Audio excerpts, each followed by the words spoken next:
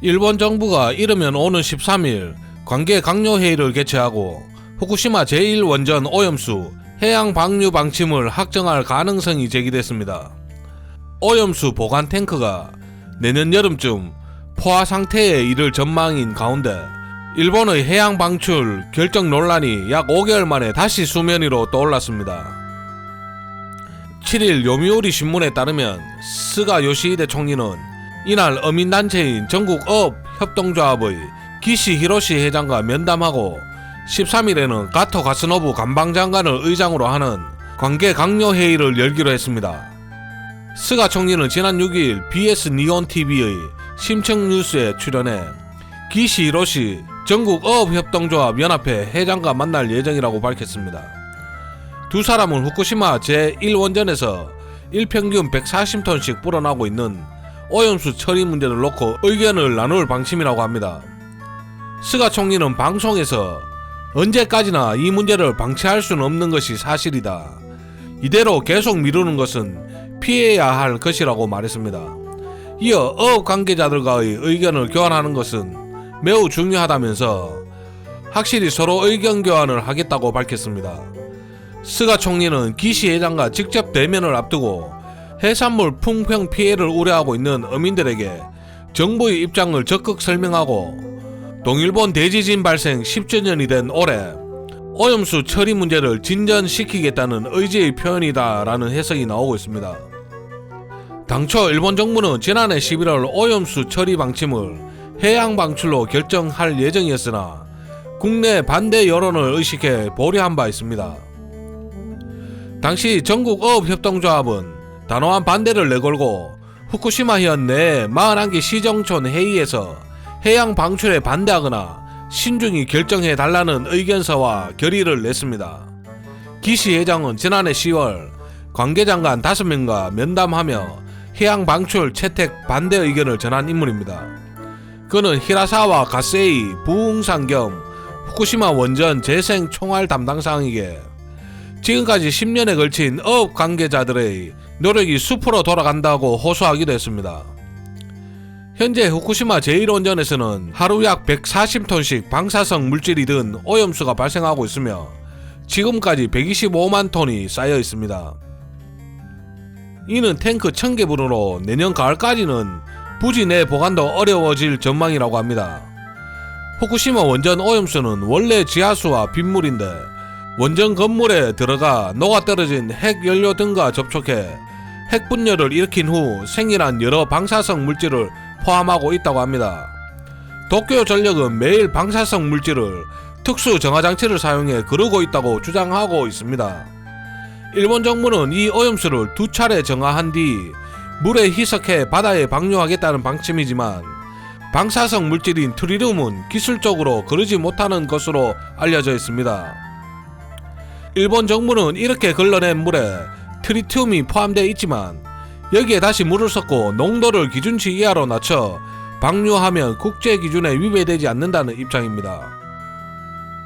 지난달 3일 한국 언론을 상대로 후쿠시마 제1원전 상황 설명회를 열고 2022년 여름이면 후쿠시마 원전 내 오염수 저장 탱크가 포화에 다다를 것이라면서 검토를 계속해서 적절한 시기에 발표하겠다고 밝혔습니다.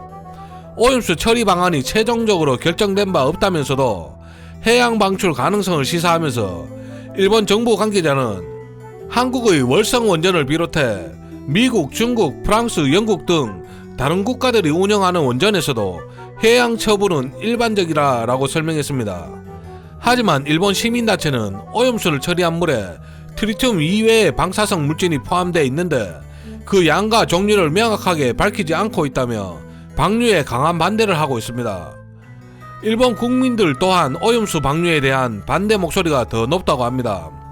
1월 아사히 신문의 여론조사에서 응답자의 55%가 반대했고 찬성은 32%에 그쳤다고 합니다. 일본 정부 사정에 밝은 외교 소식 등은 최근 스가 총리의 내각 지지율 하락세가 멈추면서 스가 총리가 오염수 처리를 밀어붙이고 있다고 분석했습니다. 하지만 한국 등 해외의 시선도 있는 만큼 일본 정부가 최종적으로 해양 방류 결정을 하더라도 도쿄 올림픽 이전엔 어려울 것이라는 분석도 있다고 합니다.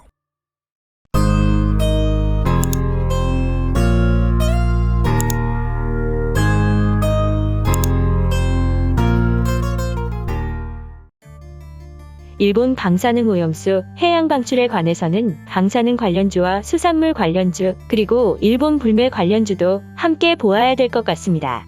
일본 불매 관련주는 위에 카드를 눌러 확인해 보시고 방사능 관련주와 수산물 관련주 위주로 알아보겠습니다. 일본 방사능 오염수 관련주로는 오르비텍, 우진, 신라교육, CJ 시푸드 등이 있습니다. 오르비텍은 연구 및 개발을 통한 핵심 보유 기술을 바탕으로 힙하게 기술 검사 등을 목적으로 1991년 설립되어 2010년 코스닥 시장에 상장되었습니다. 원자력 사업본부, ISI 사업본부, 항공사업본부로 구성되어 있으며 원자력 사업본부는 원자력 발전소의 방사선 관리, 방사성 폐기물 규제 해제, 방사선 계측 사업 및 관련 제품 생산 판매 등을 영위하고 있고 ISI 사업본부는 원자력 발전 설비 가동 전중 검사 및 비파 배기술 검사 등을 주요 사업으로 영위하고 있습니다. 또 항공사업본부는 항공기 부품 제조 산업 내 기체 구조물 정밀 부품을 제작하고 있습니다. 우진은 1980년 산업용 계측기의 제조, 판매 등을 주 영업 목적으로 설립되었으며 2010년 유가증권 시장에 상장되었습니다. 산업용 계측기의 개발 및 제조에 주력해온 계측 전문업체로 1987년 국내 최초로 계측 전문 연구소를 설립하여 산업용 계측기의 표준화와 국산화를 위해 많은 투자를 진행해왔습니다. 축적된 계측기 관련 기술력을 응용하여 원자력 발전소용 계측기를 핵심 사업으로 영위하고 있으며 이외에 철강 산업용 자동화 장치 설비 진단 시스템, 유량계 및 유량 시스템, 신소재를 주요 사업으로 하고 있습니다. 자회사인 원자력 환경기술개발을 인수해 방사능 제염 사업에 진출하여 후쿠시마 현지의 방사능 소각제 세슘 제거 실험을 진행 중이라고 합니다. 신라교육은 1967년 설립되어 1976년 유가증권 시장에 상장되었습니다. 원양어업부문은 횟감용 참치를 어획하는 참치연승어업과 통조림용 참치를 어획하는 참치선망어업으로 구성되어 있고 수산물 유통부문은 해외 합작법인에서 어획한 명태, 참치를 수입하여 국내외로 판매하는 사업부문이 있습니다. 또 철강사업부문은 국내에서는 현대제철, 포스코 철강 제품을 해외에서는 대만, 중국, 인도 등에서 철강을 수입하여 판매하고 있고 농산물 중개부문은 산지에서 생산 자단체, 또는 산지 유통인에게 위탁받은 물품 상추 등 채소류 51품목과 딸기 등 과일류 25품목을 도매시장에서 중도매인 또는 매매 참가인에게 경매, 정가 수입 매매를 통해 위탁 판매하고 있습니다. CJ시푸드는 1976년 수산물 가공 사업을 바탕으로 주식회사 삼호물산으로 설립되었으며 1988년 유가증권 시장에 상장되었습니다. 1979년 수산물 가공 수출 사업을 시작으로 수산식품 사업에 참여하였고 1983년 부산의 지사를 개설하고 원양어업을 시작하였으며 1985년 국내 최초로 위생 고급 어묵인 삼호어묵을 출시하면서 본격적인 내수식품 사업에 참여하게 되었습니다. 현재 시장 점유율 1위를 유지하고 있으며 어묵, 맛살, 김 등을 생산 판매하는 식품 사업을 영위하고 있습니다. 이 밖에 방사능 관련주로 보성파워텍, BHI, 시노펙스, EM플러스, 대정화금, 일진파워 등 여러 기업이 있고 수산물 관련주로는 동원수산, 사조오양, 신라SG, 한성기업, 동원산업, 사조시푸드 등 여러 기업이 있습니다. 나열한 순서는 임의의 순서이며 주가 상승률과는 아무런 관련이 없습니다. 저는 투자를 강요하거나 부추기지 않습니다. 모든 정보의 사실 유무를 떠나 투자 판단은 자신의 몫입니다. 저는 여기서 마치고 또 다른 주식 이슈와 관련주로 찾아뵙겠습니다. 시청해 주셔서 감사합니다.